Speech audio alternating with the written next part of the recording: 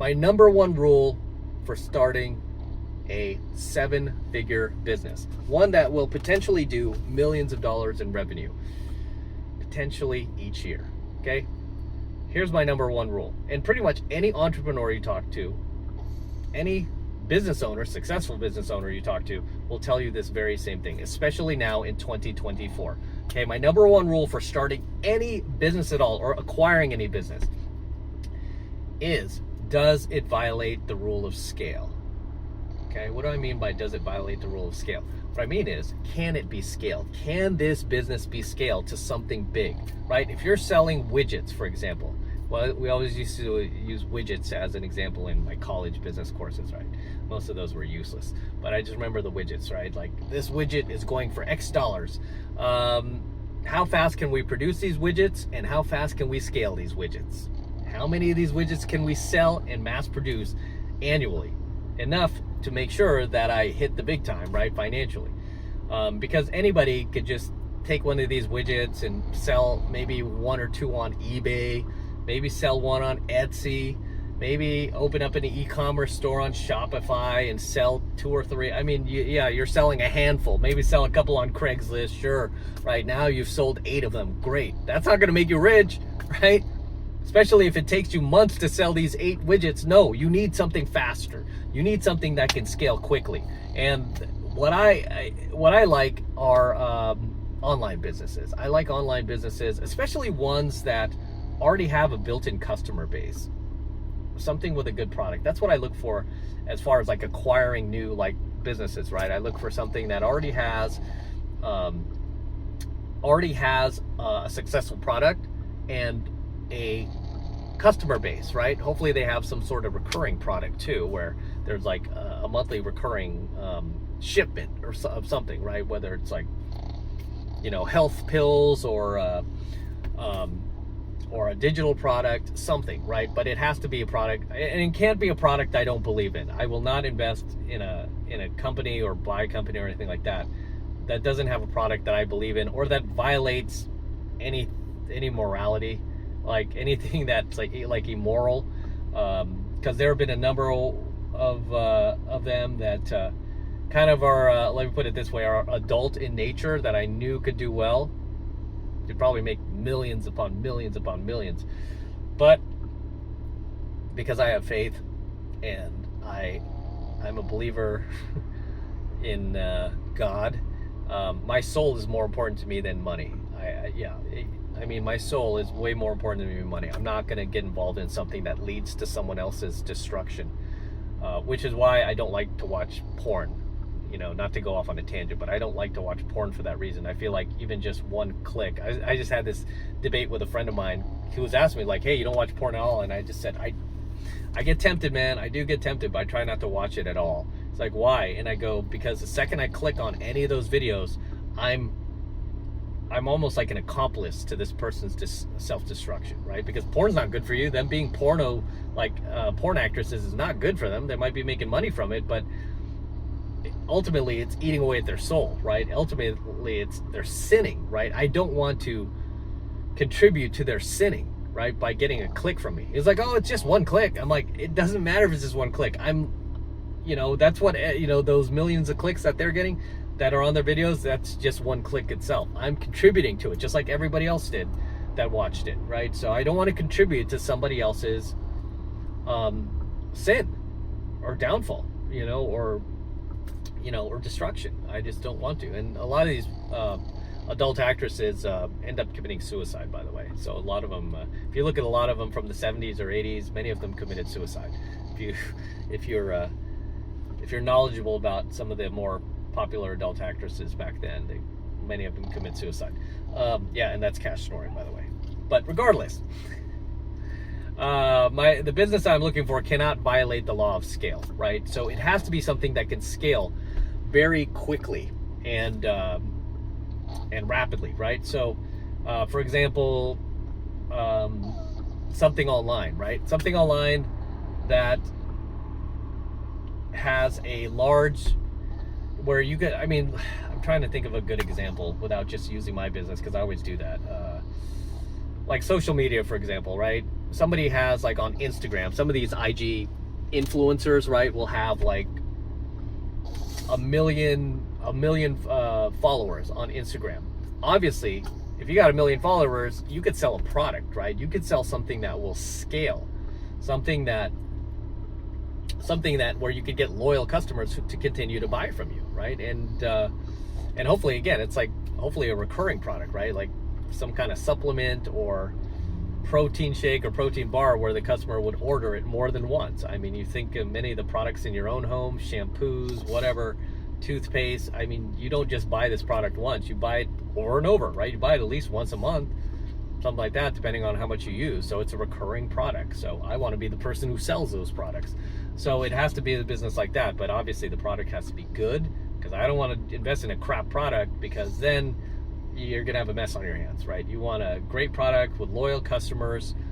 And you know, if you have to create from scratch, I should go into that, because most people are not in a position to buy these things from other people, because you're talking tens of thousands of dollars on, depending on how, you know, large their customer base is and what the product is, and how many years they've been in business. So many of you will have to start from scratch, right?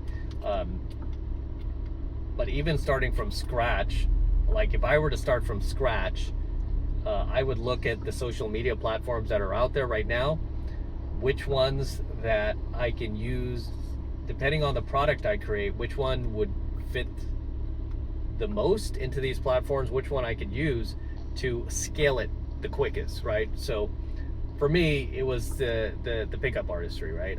I told you I almost stumbled on this by accident. I was teaching guys one by one, taking them out in Union Square and just getting paid on the spot. And I knew, okay, this is okay for now. I can put some money in my pocket and eat. However, I can't scale this, right? I can only take out so many guys at a time. 1, 2, 3, you know, at tops 4, whatever. I can't really scale this. I mean, even to this day, even though I do boot camps, I don't do boot camps like I did back in the day where it was more excessive. These days, I'm just trying to finish off the remainder of students I promised to boot camp to. So I do these private boot camps where I promised them I would do a boot camp with them. So I'm just finishing these off, because I don't know if I want to continue this in the future. There are other things I want to do. And me taking guys out, even though it's pretty, you know, it pays well, there's other things I could be doing with my time where I could make equally the same amount of money and my energy, right? So I'll give you an example. I take a student out, say I'll do a boot camp. I'll take out 4 students. We'll go out in Santa Monica or somewhere in Los Angeles.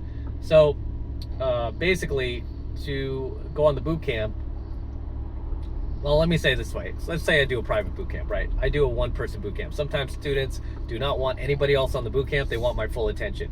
Fine, do a private boot camp. It's going to cost you more, obviously, because nobody else is allowed on the boot camp, just you. And usually these guys have some money, right? They're not broke by any means. They're like, oh my God, I gave him all my money. No, they're doing, many of them are doing far better than me. So it's like a drop in the bucket, right? So they'll pay like, say, one guy wanted me to come out to Atlanta. Took him out. It's like $6,500 a night for a boot camp, right? It's not cheap. $6,500. That's $6,500. That's, I mean, yeah, that's a pretty good chunk of change. But again, these guys have the money to do it. So we'll go on a boot camp, 3 nights of straight game, pickup artistry. And I'm exhausted by the end of those 3 nights, because I want to do everything I can to get him results. And not only that, but to get him a few dates lined up for the week, so he's not feeling like, oh, I just went on this boot camp, okay, I talked to some girls, it's over. No, I want to try to get you some dates, right? I want to try to get you more than just a number. I want the girl to go out with you, right? So I try to go above and beyond what these guys are paying me for. Many times I do. I will wing with them. I will, you know, make sure they're safe. Sometimes these guys leave with the girl. I have to make sure they're safe. You don't end up on True Crime Daily. I mean, that's another reason why I'm gonna stop doing the boot camps very shortly here, because it's just, you know, there's a lot of tricky situations we find ourselves in, and for me, it's just kind of a liability at this point. Just, you know, because I've done well in other places, I don't want to risk that, because I'm still wanting to do game with guys. I mean, I love to do pickup. I'm fine to do it on my own. I don't even need wingmen for that. I started out solo. I could still do solo game. I don't need these guys around me, you know. But But yeah, so I will take that one student out. There goes my whole weekend, $6,500. I could have done other things that would have been worth maybe double, if not triple that, right? If I just sat at home on a weekend and created a new program, or if I sat at home on a weekend and just shot nothing but content, right? Eventually that content and YouTube ad revenue alone will overtake the money that I got from the bootcamp. So it's not like I'm, taking advantage of anybody. I do it because I enjoy it. I do it because I like to still get out. I don't want to become one of these old men that I'm only in my house by myself with my money.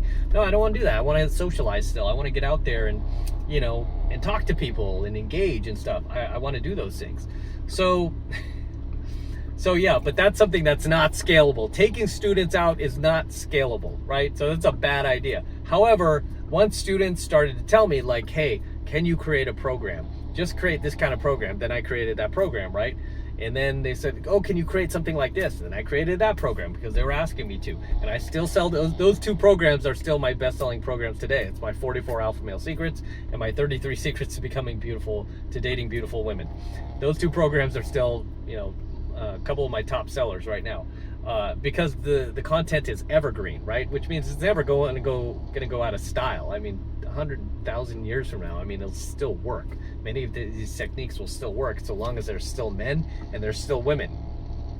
Now, if there's a hybrid of men and women and they're like everyone's like part man, part woman, I don't know how that'll edge out, but right now it still works. So yeah, once I created these programs, I started to realize I can scale these programs. All I need, because the guys who I took out were buying my programs. But I'm like, I need more customers, because they were like, hey, I love this program, create another one. I'm like, no, I need to get more customers.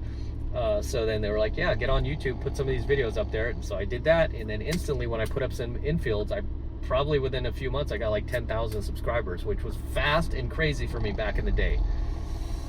So that's when I realized I was onto something.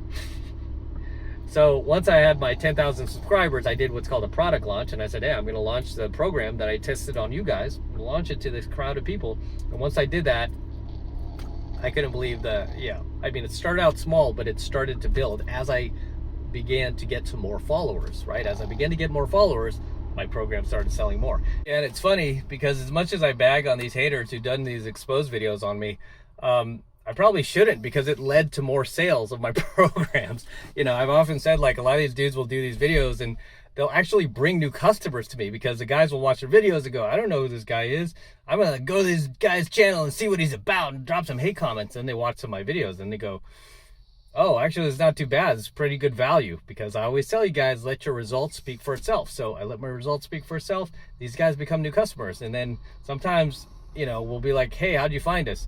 Oh, this dude did an exposed video on you. I went over there here to drop some shade on you. And then I was watching this, and then some of your other videos showed up, because that's how YouTube works. Once you click on the video, it sends you more videos. And it's like, I watched some more, and it's like, hey, actually, this makes sense. Or I had a situation like this happen to me, and you were talking about it, and you actually taught me like how to get through this. And I was like, wow. Then I watched some more of your videos, and next thing you know, I'm on your email list and I'm buying your programs. So yeah, that's how that works. But regardless, that's how that scaled, right? It scaled because I was able to get a lot of subscribers buying my programs. And that's what you need to do, right? You need to create something where you can scale it, right? It's a product that you can sell, preferably online, that can scale. I mean, even just having like an Amazon product and getting a whole lot of people, to get interested in that product, and then, maybe even creating like a social media account about that product and getting people to talk about it will cause people to flock to it and purchase it, right? And then people always like, stop to look at this card. And then people will be like, yeah, I want to check that out. I want to see if I like it. And then they'll start buying more of your products. And then next thing you know, you're off and running. The last thing you want to do is get involved in businesses that don't scale. Okay, what's a business that won't scale? Like a car wash, laundromat, things like that. I mean, those are things I thought about too. I mean, just, not only will you have to put down a big chunk of change, and yes, this is Cash snoring over here. Not only will you have to put down, sorry, I grabbed him by the end. Not only will you have to put down a big chunk of change, in order to buy a business like that. But you also have to buy the equipment. You have to advertise. And it's location dependent, which means you can never really travel. You can never like be location independent, right? You have to be there. Like if you had a car wash, you'd have to be there, right? That kind of just violates the whole, law of scale. It's very difficult to scale something like that. You could get customers in the community. I mean, pretty much that will be your customer base, is people who live in the community, because nobody's going to travel from outside that community. And the only way to scale something like that is if you franchise it, right? If you franchise it, then you can scale it, right? And I'm not a fan of buying franchises, by the way. Some people will buy like a McDonald's or a Taco Bell, and and then they'll eat up a lot of your fees. They'll tell you what to do. You can't really implement your own ideas. So yeah, I'm not a fan of that as well. But the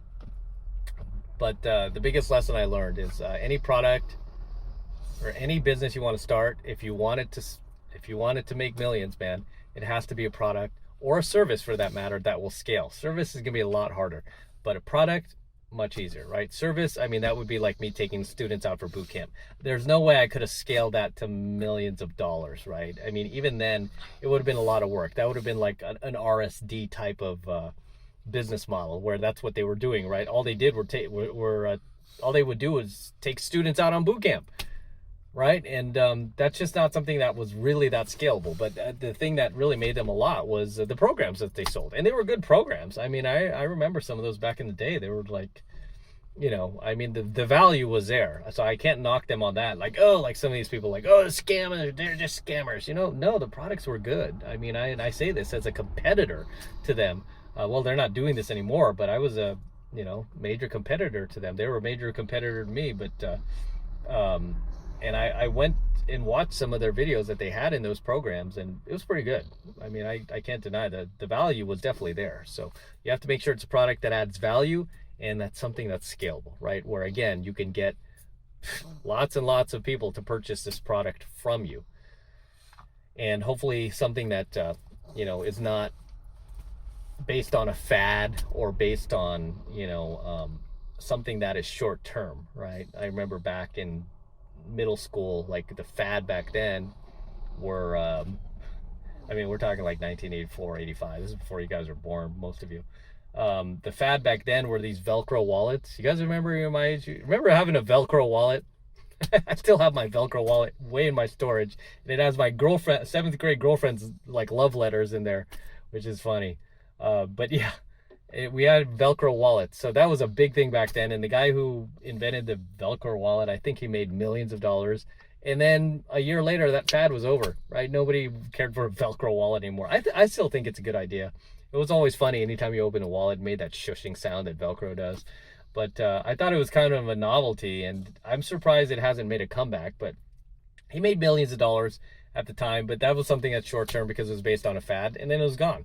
Just like breakdancing, right? And people were buying parachute pants and fat laces back then. I did that too. And then the fad went out, right? So I try to avoid fads. I try to avoid anything that's just here for now and it's just like a thing and it'll be gone tomorrow. I want things that are evergreen, things that won't change based on no matter how much time goes on. Just things that people will always need. I look for products like that. Then I look for ways to scale them using social media, whether it be like a YouTube with my business or some of my other businesses like Amazon, or using IG to do short promotional videos. I mean, the possibilities are endless, but the thing you have to remember is it has to scale. So if you have a dog walking business, it's not going to scale. Again, unless you create a larger business out of it and get like 5 dog walkers or 10 dog walkers, and then you franchise this thing where, hey, other parts of the state will have the less is friendly dog walkers, and $10 a dog walk, whatever you want to sell. But yeah, that's the only way something like that could scale. It's a lot harder when it's something that's physical, right? The virtual products, the online products, or even products that are physical that you will never touch, like if they're sitting at the Amazon warehouse, are scalable. right? But you just have to bring more attention to them, you know. And I always try to look for products that are unique. I don't like to get involved with products that could be copied easily. I don't like to get involved with products that somebody else can easily duplicate or come up with, or, you know, and this is why the business that I like the most is this one here, is because you can't copy me, because I'm me, right? You can't really duplicate this. I mean, you could duplicate the content, start talking about this. There are other guys with similar experiences, but at the end of the day, I'm me, right? Yeah, you can't photocopy that. So regardless, guys, drop your comments below. Let me know if there's anything you'd like to add, anything you'd like to share in tonight's coaching video. Hopefully you got value out of that, but drop your comments below, and I'll see you in the next one.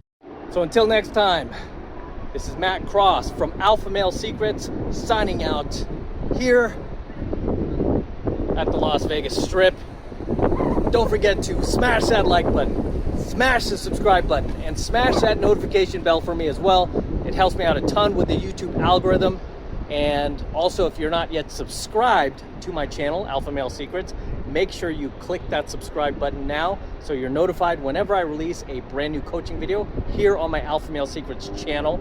And for you guys who want to support my work and all of this red pill, gold pill, platinum pill content that I'm teaching you even further, the best way to do that is by becoming a premium subscriber of my premium AlphaMaleSecrets channel. And right now it's only $1 for the entire first month of premium AlphaMaleSecrets content from me. So take advantage of it. All you need to do is click that link below in my description box. It will take you over to my website where you can get signed up right now. It just takes 2 seconds. And this is the absolute best way to support my work. So do that now, and I will see you in my next coaching video. I'm out, guys. Ugh, look at that.